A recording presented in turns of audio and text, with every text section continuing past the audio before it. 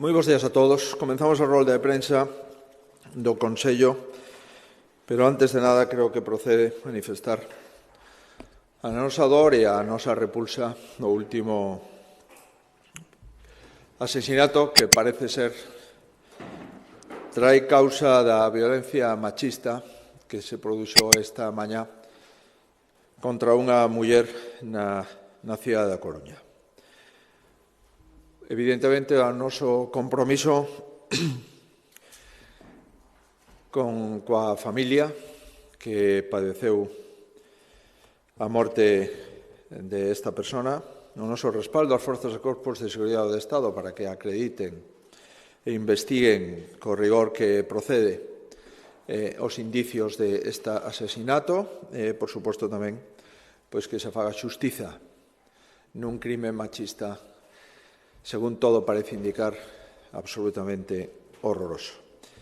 Manifestamos a condena, polo tanto, a máis firme contra calquer tipo de violencia machista, precisamente no día de hoxe, que imos dar pola tarde as medallas de igualdade. Lamentablemente, esta lacra sigue afectando a Galicia e sigue formando parte de estos comportamentos irracionais e asesinos que ás veces temos que comentar e, sobre todo, as familias teñen que sufrir. Ben, en segundo lugar, e como é sendo habitual, tamén damos os datos da pandemia. Neste momento estamos xa por debaixo dos 3.000 casos activos, exactamente 2.764. 31 pacientes en UCI, 88 hospitalizados e o resto nas súas casas co seguimento de atención primaria. En total, xa son 176.101 cidadáns de Galicia que pasaron a COVID e, lamentablemente, o número da pandemia é actualmente 2.612, que son o número de falecidos como consecuencia deste virus. Reiteramos as nosas condolencias e o noso pésame. Nas últimas 24 horas, 2 persoas perderon a vida con COVID. A nivel comparativo, estamos xa por debaixo da media de España en todos os parámetros e somos a comunidade autónoma con menor ocupación en UCI e con menor ocupación hospitalaria. Estamos por debaixo da media en 7 días, estamos en 32 casos por 100.000, a media do conxunto de España está cercana aos 40 casos por 100.000, a 14 días estamos en 88,7 casos e a media está en 101,5 casos. Como digo, somos a comunidade autónoma con menor ocupación de cama UCI e de hospitalización en planta. Por tanto, felicitacións. A taxa de positividade está por debaixo do 5, o cual acredita que nestas últimas semanas a pandemia xa entrou nunha fase de control. A evolución, polo tanto, como poden comprobar, está a ser boa. Seguimos constatando unha disminución de casos activos, xa estamos por debaixo de 2.800, hai 9 días estábamos cerca dos 6.000, hai 2 semanas superábamos os 8.000. Pois ben, en 15 días pasamos de máis de 8.000 a menos de 3.000. A incidencia 14 xa está, como digo, por debaixo de 90 e 32 días a incidencia 7. Levamos xa 10 días no que o número de novos casos COVID é inferior a 200 novos casos diarios e a positividade, levamos 4 días por debaixo do 3% de positividade entre test de antíxenos, PCRs e test de saliva. Como preveíamos, se está disminuindo a ocupación da UCI e de planta de hospitalización. O número de ingresados en UCI baixou un 28% nunha semana, de 43 a 31, e en hospitalización convencional baixou un 25%, de 117 o día 8 a 88 no día de onte. Por tanto, se constata e se confirma a boa evolución que nos levou o pasado comité clínico a suavizar as restriccións que tiñamos vixentes dende o 24 de xullo e establecer novos protocolos.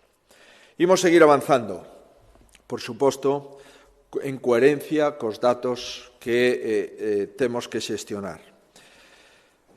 A partir do vindeiro sábado, da madrugada do venres ao sábado, prácticamente toda Galicia está xa en nivel medio baixo, salvo a localidade de Monforte. En vindeiros días suavizaránse tamén a limitación de grupos nos locais de hostelería pasando de 6 a 8 en interiores e de 10 a 15 en terrazas.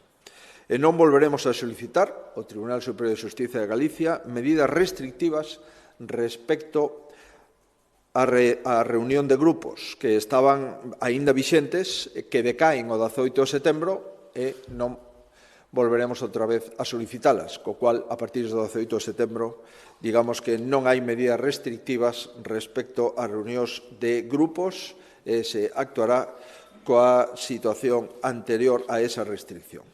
Seguimos dando pasos adiante para recuperar a normalidade e iso significa seguir dando pasos adiante coa vacinación en función do número de vacinas disponibles. Neste momento, Galicia é a segunda comunidade autónoma con maior porcentaxe de dose administradas, o 99%. España está no 91,5%. Iso quere dicir que hai millóns de vacinas nas neveiras das comunidades autónomas. E iso quere dicir, unha vez máis, que o reparto non se fixo de forma axeitada. Onte recordábamos no Parlamento que Galicia e Cataluña son as comunidades autónomas con menor número de vacinas por habitante. En Cataluña, o mellor, ten unha xustificación, porque o 20% da población catalana sufriu o COVID e, polo tanto, só necesita unha dose. En Galicia, considerando que fomos das comunidades con menos contaxiados, o lóxico é que tuviéramos vacinas para poder respostar a esta disminución de inmunidade natural que tiveron outras comunidades autónomas. Somos a comunidade con máis porcentaxe de población vacinada cunha dose, o 93,3%, e somos os segundos con pauta completa, o 89,4%. Sempre estamos dentro dos tres primeiros de comunidade con máis vacinas dispensadas, ás veces de primeiros, como é no caso de unha dose, de segundos, como é o caso de doble dose, e ten un enorme mérito estar nese podium, sendo a comunidade xunto con Cataluña con menos dose por habitante, o cual significa que se está xestionando de forma excelente a logística de vacinas por parte dos responsables do Servicio Galego de Saúde. Cales son as propostas que vamos a tratar o sábado pola tarde, sábado pola mañá, é dicir, o próximo sábado?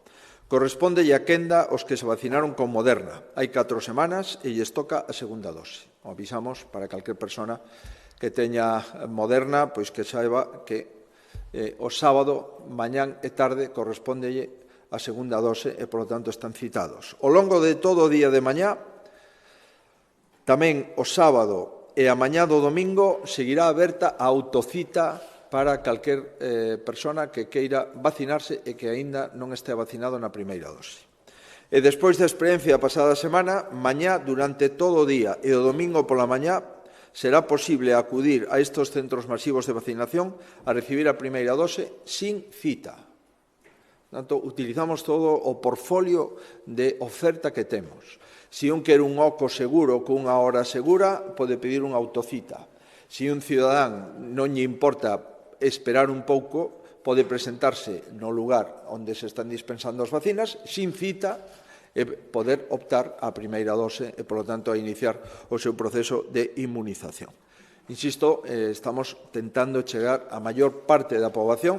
É certo que xa estamos no 90%, exactamente no 89,4% de doble dose, polo tanto, pauta completa, asunto finalizado, pero aínda nos quedan unha porcentaxe. Considerando que o domingo e o sábado vamos vacinar os menores de 12 e considerando as segundas doses de Moderna, iremos incrementando a porcentaxe e superaremos o 90% con toda a seguridade o luns próximo, pero aínda, insisto, nos queda unha porcentaxe que nos gustaría, por o ben seu e polo ben da saúde pública, vacinar e finalizar a pauta completa de vacinación a inmensa maioría da población galega. Ben, sin dúbida, a reactivación económica sigue sendo prioridade xunto coa xestión da pandemia. Imos manter dúas reunións casi en 24 horas, esta tarde, como saben, coa vicepresidenta primeira do Goberno, Nadia Calviño, e mañá pola mañá coa vicepresidenta segunda do Goberno, Yolanda Díaz. Afrontamos estes encontros coa maior colaboración posible e vamos a tentar volver a insistir nos asuntos que preocupan os ciudadanos de Galicia e, en consecuencia, que deben de preocupar o conxunto do Goberno de España. Temos esperanzas de que estas reunións sexan útiles, en primeiro lugar porque son dúas ministras galegas, en segundo lugar porque son vicepresidentas do Goberno e, en terceiro lugar, porque xa tivemos algunhas reunións previamente e explicamos o contido de alcance dos problemas que afectan os departamentos ministeriais e as vicepresidencias das que son titulares. O reparto dos fondos de recuperación, as dificultades atopadas na xestión das axudas últimas que o Goberno de España quere poñer a disposición dos cidadáns, pero que os cidadáns non poden cumplir os requisitos que o Goberno exixe para poder obtelas, a necesidade de habilitar medidas para evitar a exclusión financeira que está sufrindo o rural en España, e nomeadamente o rural galego, e a transformación digital forman parte da axenda que trasladarei á vicepresidenta primeira do Goberno na reunión que vamos a manter a partir das 15:30 da tarde, con posterior rolda de prensa. Digo que imos a falar de fondos para a reactivación da estrategia Next Generation. Evidente, Galicia está sufrindo unha crise industrial non como consecuencia da situación das industrias, senón como consecuencia de decisións enerxéticas ou como consecuencia de decisións medioambientais do Goberno, e imos a tentar buscar ante esa crise non provocada polas empresas, senón por decisións do Goberno, buscar algunha solución no ámbito dos Next Generation. Imos reiterar a necesidade da cogobernanza real. Non podemos acudir ás conferencias de presidentes dicindo que vamos a xestionar de forma conxunta os fondos europeos e despois enterarnos a través dos medios de comunicación ou de decisións gubernamentais unilaterais a que se pode dedicar, cales son os criterios, cales son as características para poder optar a esos fondos europeos. Por suposto, dentro das crisis industriais, como se poden vostedes imaginar, falaremos hoxe mañá de Alcoa, de Aluibérica, de Ence, de a central de Meirama e a central das Pontes. Son 15.000 postos de traballo. Creo que ben merece a pena unha reflexión coa vicepresidenta primeira e a vicepresidenta segunda. E dentro dos problemas industriais, se hai unha comarca especialmente castigada, ademais da comarca de Pontevedra, é a comarca de Ferrolterra, onde se ubican tres problemas: o peche das Pontes, o peche de Siemens Gamesa e o retraso das fragatas de Navantia. De todo isto falaremos. Haberá unha rolda de prensa, creo que está convocada xa, ás 16:30, e, por tanto, se lles parece, podemos ampliar o resultado das conversas que vamos a manter coa vicepresidenta primeira do Goberno, e mañá volverá a haber outra roda de prensa, lóxicamente, para dar conta da xuntanza coa vicepresidenta segunda do Goberno. Ben, se lles parece, por razóns de horario, e como consecuencia de que nos imos a ver outra vez ás 4:30, pois vamos rápido sobre outros asuntos. Ben, onte obtivemos un recoñecemento mundial como foi a declaración de reserva da biosfera da Ribeira Sacra, Serras do Oribio e Caurel. Isto significa que o 44% do territorio galego está protegido. Sexa coa forma de parque natural ou parque nacional, reserva da biosfera ou rede Natura. Estamos casi a metade do noso territorio protegido, o cual quere dicir que temos que facer compatible os usos agrarios, os usos gandeiros, dado que estamos afectando a nivel de protección a metade do territorio de Galicia. Hoxe a conselleira de Medio Ambiente, que aproveitamos para felicitar a todo o seu equipo, pois trouxo o balance de como está o Plan de Acción Estratégico a Ribeira Sacra, que xestiona a Consellería de Medio Ambiente con un importe de 4,5 millóns de euros. E o que temos que decir é que estamos cumplindo taxativamente este investimento de 4,5 millóns de euros na agora xa Reserva Mundial da Biosfera Ribeira Sacra, Serras de Oribio e Courel. Estamos ordenando o territorio con medidas de protección, con rehabilitación de vivenda, con turismo sostible. Estamos executando 700.000 euros en materia paisaxística. Tamén estamos executando 1.700.000 euros nas áreas de rehabilitación integral, conformada polos 23 concellos.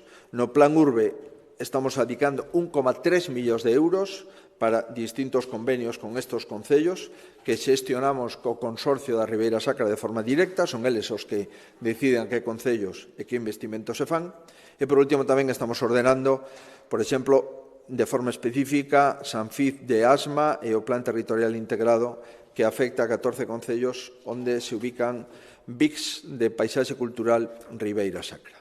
E, por último, tamén estamos traballando na conservación e mellora dos elementos naturais deste espazo, cunha guía, cunha ruta de árbores con historia e intentando impulsar estudios e investigacións do fenómeno global do sector do viño, así como a importancia socioeconómica da viticultura neste reserva da biosfera. En definitiva, imos seguir traballando, temos unha oportunidade fantástica para estes concellos, sin dúbida pode haber un antes e un despois desde o punto de vista turístico. Agora xa a Ribeira Sacra é coñecida no mundo porque forma parte das reservas biosferas do mundo. En consecuencia, esta ferramenta é unha ferramenta que temos que utilizar con toda intensidade. Seguimos no ámbito medioambiental e iniciamos a tramitación para actualizar a normativa das actividades potencialmente contaminantes. Nos tomamos en serio o compromiso de neutralidade climática 2050. Os obxectivos é acadar as condicións máis óptimas do aire que respiramos en Galicia, en liña co Pacto Verde Europeo, unha visión en tempo real do que está a ocorrer nas industrias e identificar estes focos para actuar no seu caso de que se produza a contaminación. O que imos regular son o réximen de prevención e control das emisións, as autorizacións e renovación das propias autorizacións e os sistemas de vigilancia, inspección e réximen sancionador. Unha vez que entre en vigor esta normativa, que hoxe inicia a súa tramitación, todas as empresas asentadas ou empresas que queran asentarse en Galicia terán unha especificación de que porcentaxe de emisións e cales son as características das emisións que poden emitir á atmósfera de acordo con un único regulamento en unha única normativa. Ademais, creamos o Sistema de Información de Emisións Contaminantes da Atmósfera en Galicia. Estamos xa cun sistema que nos permite coñecer a calidade do aire tanto nas cidades, nas vilas e nas zonas rurais e ter unha información puntual de como está a calidade do aire en toda Galicia. Seguiremos insistindo neste sistema e melloralémolo. E en xullo iniciamos a tramitación para crear a Comisión de Calidade do Aire de Galicia. Por tanto, esta comisión é a que lle corresponde.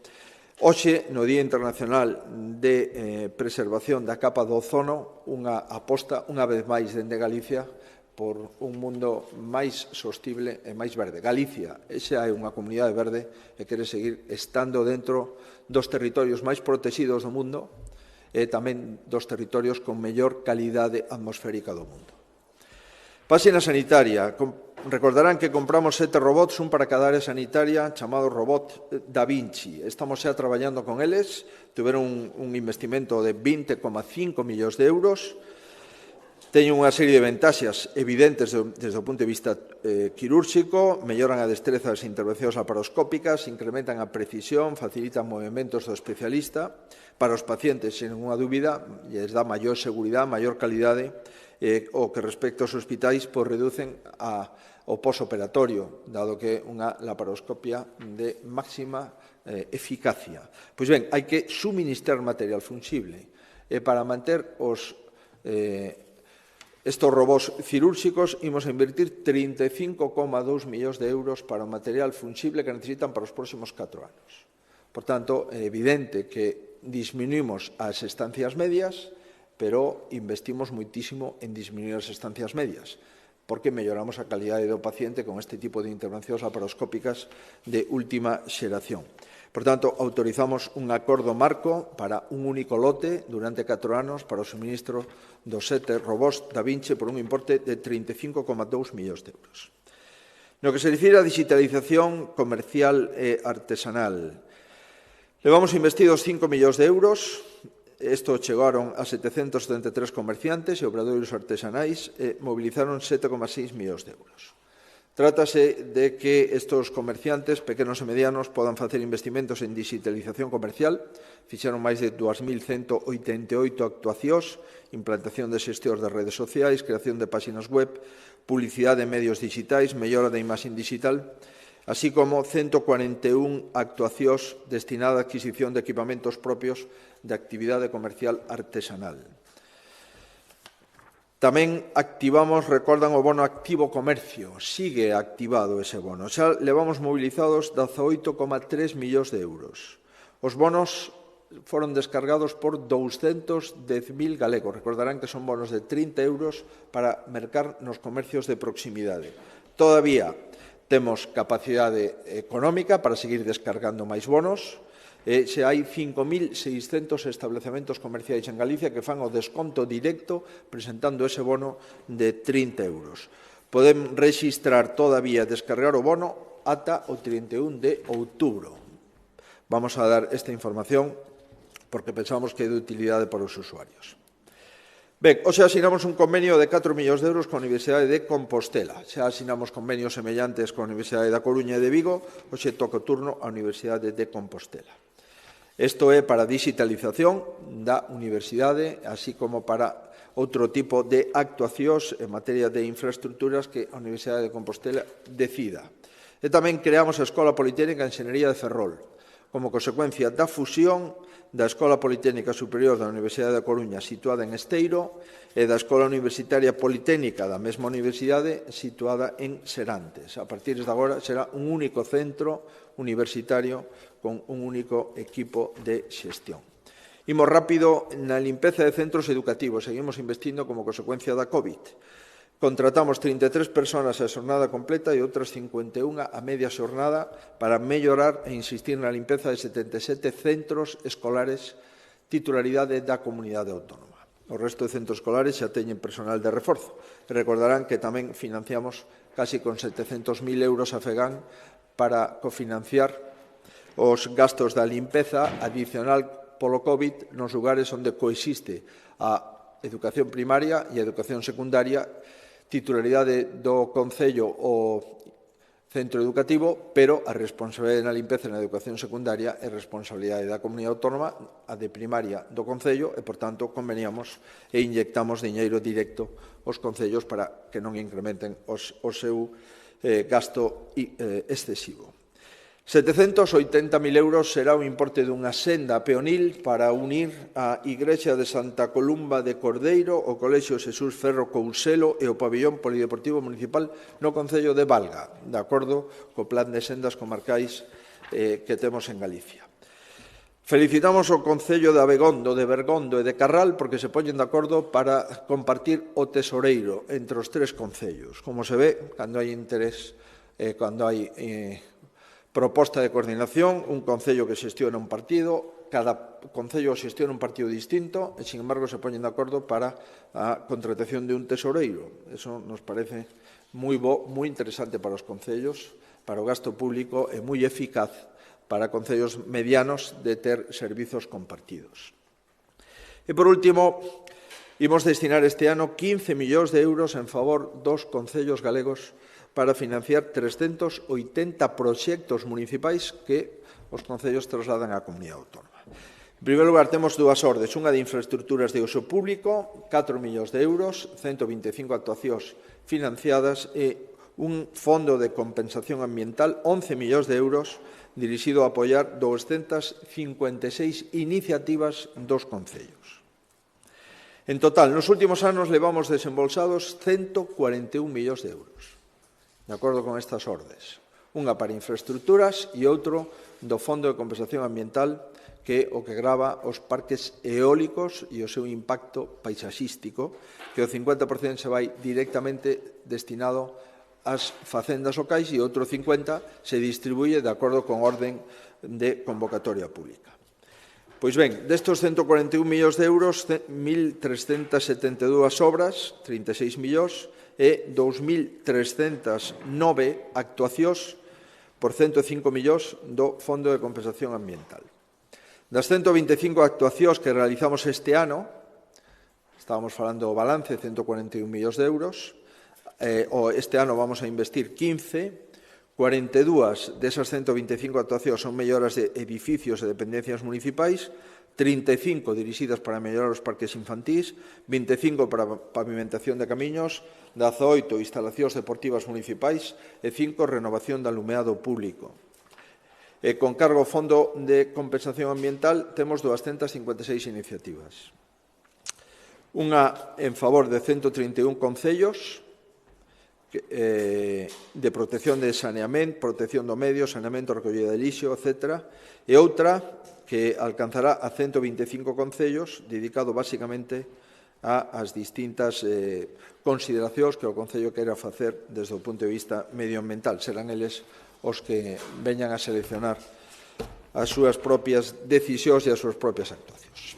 Fomos o máis rápido posibles para tentar de cumprir os horarios da reunión coa vicepresidenta primeira que temos de forma inmediata, que vostedes podan tamén facer o seu traballo. Moitísimas gracias. Quedamos a disposición se hai alguna pregunta.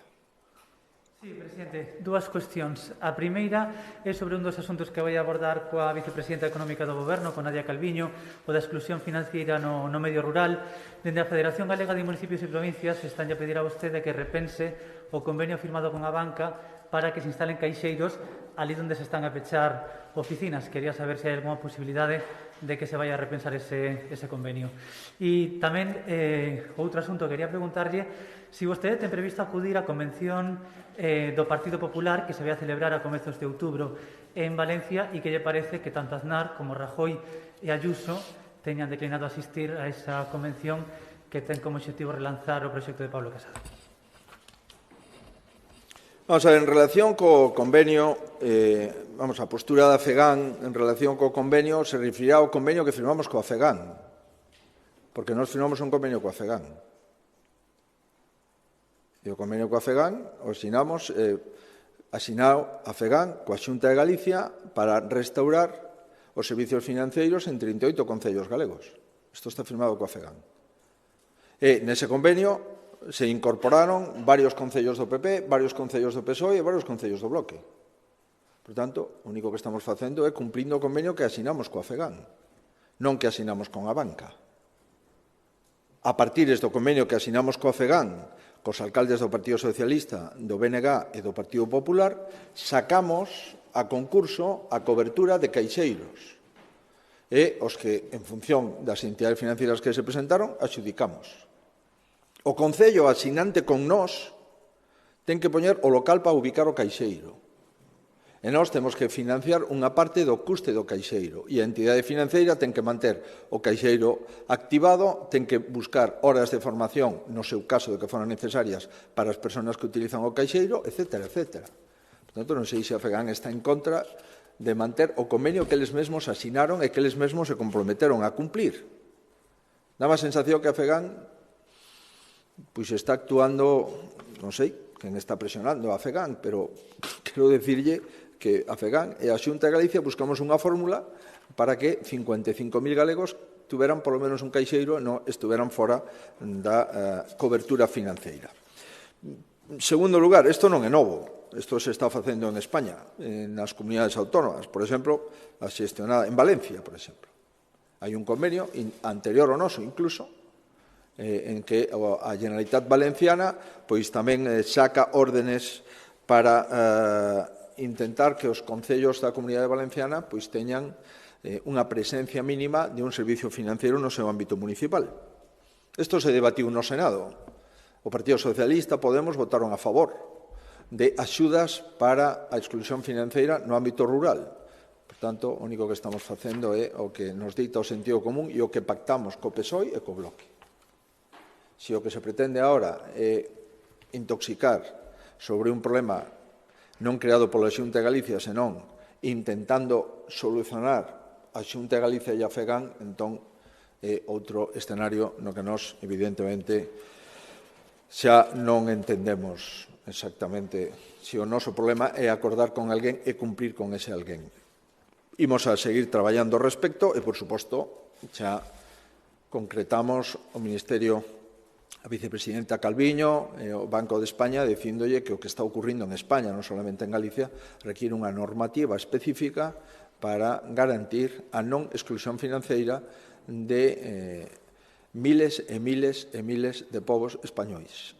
E isto é unha das cousas que vamos a tratar coa vicepresidenta primeira, exactamente o problema que estamos tendo en España. Por certo, volvo a reiterar, se vostede quere coller o Faro de Vigo e ver exactamente un estudo ben feito, por certo, donde se mide a exclusión financeira en toda España, comprobará que hai bastante máis exclusión financiera en outros sitios que en Galicia, o cual a min o que me preocupa exclusivamente, como se pode vostede imaginar, é Galicia. Pero decir que os problemas das entidades financeiras en Galicia é dunha demagoxia que atenta contra a inteligencia da xente. E é bo non pensar que a xente non sabe ler, non sabe escribir. Sabemos ler e escribir todos, estamos preocupados. Nos buscamos unha fórmula coa FEGAN e seguiremos traballando, por suposto, para que isto non siga extendéndose. En relación con isto que vostede me comenta da convención, a convención non é unha convención en Valencia, é unha convención que empeza en Galicia e que se extende durante varios días ata rematar en Valencia. Eu non sei se os expresidentes do partido acudirán algún día da convención, pero son 7 días de convención. E en relación coa presencia da miña compañeira, a presidenta da Comunidade de Madrid, pois non coñezo a axenda da presidenta da Comunidade de Madrid. Por tanto, non lle podo concretar. Si sei que cando falamos de ese asunto, porque falamos os presidentes autonómicos, ela advertiu nese momento que tiña pensado estar en Norteamérica, Estados Unidos, durante esos días, que iba a intentar compatibilizar a xenda. Por tanto, isto sabémolo desde fai moito tempo. Estaba presente eu mesmo. Por conseguinte, isto non é ninguna novedade. Estaba presente e o falamos despois do Congreso do Partido Popular de Galicia, onde nos dixo, cando nos enteramos das datas, de que ela tiña un viaxe a Estados Unidos xa comprometido. Pero, insisto, supoño que intentará, como facemos todos cando temos compromisos institucionais, intentar primeiro cumprir o compromiso institucional e despois, se posible, cumprir o compromiso político partidario. Pero non vexo maior problema nese asunto. Sí, vou intentar estar, sí. Estaremos o luns en Galicia, que empeza en Galicia, por tanto, intentarei estar, e salvo que haxa unha xenda institucional que faga incompatible, eu, dende logo, vou intentar estar, non sei canto tempo, pero vou intentar estar en Valencia, por suposto que sí. Si, presidente, anunciou hoxe novas xornadas de autocita e citas abertas sumadas ás do fin de semana pasado. Parece evidente que vai quedar unha pequena porcentaxe de poboación sen vacinarse, que queda coa primeira dose. Non sei se hai unha estrategia xa por parte dos Sergas para abordar eses casos puntuais, se vai haber chamadas específicas e como se vai manter aberto o sistema de vacinacións. Se estará centralizado, haberá grandes espazos, centros de saúde? Efectivamente, imos traballando pouco a pouco, estamos xa no 89,4%, non estamos por riba dese porcentaxe porque a primeira dose fronte á segunda hai un período, xa sexa Pfizer, xa sexa Moderna, de 21-28 días. Non tiñamos vacinas para os maiores de 12 hacia os 16 anos, vacinas suficientes para poder dispensar a primeira dose xa fai semanas. Por tanto, hai unha correlación, en principio, normal da vacina na segunda dose. Que nos preocupa, evidentemente, a primeira dose, porque eso acredita que non se empezou o proceso de inmunización. A tal efecto que estamos facendo todo o que podemos, é dicir, poñemos a primeira dose sin cita a calquer cidadán en días previamente preestablecidos, ou se alguén quere unha cita concreta nun horario concreto, sacamos a autocita para que na páxina web podan concretar unha hora nun oco concreto nun lugar de vacinación masiva. Puxemos os camións de vacinación nos campus universitarios no inicio do curso universitario e imos seguir traballando, como vostede indica, con distintas fórmulas. Imos ver que porcentaxe de xente nos queda e como podemos atacar esa porcentaxe desde o punto de vista de facilitar a dispensación da primeira dose e consecuencia da segunda. Estamos traballando niso. Unha vez que teñamos xa, digamos que o parámetro da segunda dose pechado e unha vez que teñamos a experiencia da primeira dose con autocita e con cita libre, buscaremos e miraremos que porcentaxe de población nos queda, compararemos as tarxetas sanitarias, veremos a edade desas tarxetas sanitarias que aínda non están vacinadas, concretaremos o lugar de residencia desas tarxetas sanitarias e, en función de todos esos datos, probablemente presentemos un portfolio de varias solucións, que pode ser unha vacinación moi próxima, é dicir, centro de saúde próximo ao domicilio, ou pode ser un centro de saúde comarcal. En definitiva, vamos a finalizar o estudo e, en base a eso, iremos vendo cal é a proposta máis acaída. Neste momento, seguimos traballando, as vacinas que temos as estamos dispensando, temos xa que pensar na terceira dose dos maiores en residencias, ademais dos inmunodeprimidos, os trasplantados. Imos seguir traballando no ámbito do Consello Interterritorial na ponencia de vacinas, no caso de que haxa máis colectivos con terceira dose nas próximas semanas. En fin, imos a seguir, isto continúa, aínda que estamos chegando ao final. Este final é moi longo. Digamos que estamos ao principio do final, pero non estamos ao final deste proceso. Estamos iniciando o principio do final do proceso. Imos a ver, insisto, como acometemos unha tarefa xa moi fina de extraordinaria dificultad, porque xa é un perfil moi fino, moi concreto no que temos que traballar. Pero, en fin, a resposta á súa pregunta é que sí imos a afinar, a territorializar con exactitude municipal cales son as tarxetas sanitarias que temos todavía sin activar a dispensación da primeira dose da vacina. E, en base a eso, estableceremos un plan máis territorializado e máis localizado. Boas tardes. Quería preguntarlle si considera que os beneficios das empresas eléctricas son discutibles e se está de acordo con que o Goberno Central interveña para limitalos. E falando tamén de electricidade sobre as facturas da Catedral de Santiago, quería preguntarlle a súa opinión sobre que previamente o Concello e agora a Xunta estean asumindo unha parte destas facturas da Catedral. Gracias. Eu creo que, como cidadán, ademais de como representante público, como presidente dun goberno, o que queremos é que o Goberno de España acerte na decisión que acaba de adoptar en relación coa baixada do prezo á luz. Nada nos gustaría máis que acertara, porque eso o levamos solicitando desde fai moito tempo. Non podemos seguir así. Estamos en máis de 188 euros o megavatio. Non se pode producir aluminio primario a ese custe. Non se pode traballar na industria con carácter xeral nese custe. E agora, ademais, se comproba que o pequeno comercio, as pequenas empresas, incluso os fogares, están nunha situación de extraordinaria dificultade. Agora ben, isto supón darlle unha patada para adiante ao problema?